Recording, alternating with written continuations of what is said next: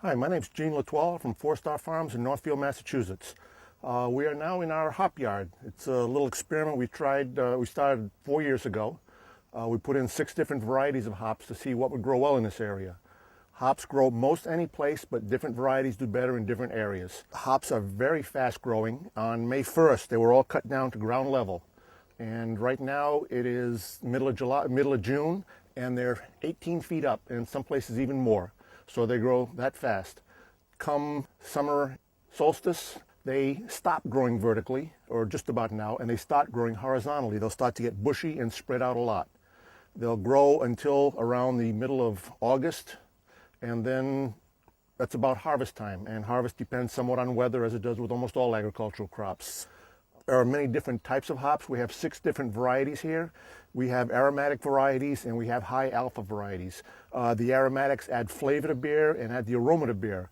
The high alpha is the bittering agent. That's what makes the IPAs and beers like that bitter. People like different things, so we're trying different things, see how well they do.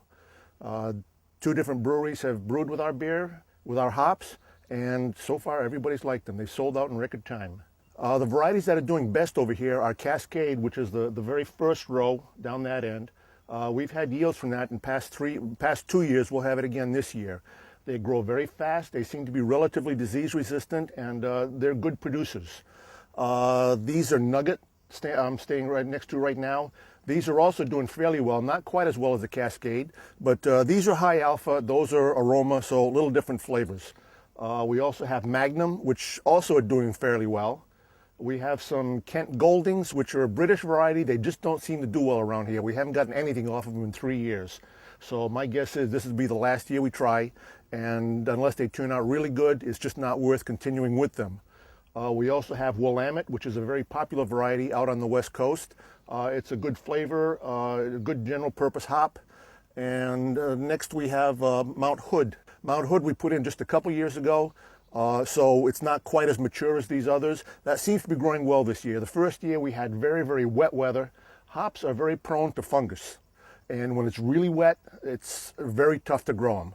Last year was really dry, so you get different problems each year in the Northeast. If you're out west, where most hops are grown, I think 99.9% of the hops in the U.S. are grown in Washington, Oregon, and Idaho. A much more stable climate. It's more of a desert climate, and they irrigate when they need to. Over here, we can have a desert one year, and we can have floods the next year. So it's a little more of a challenge growing hops.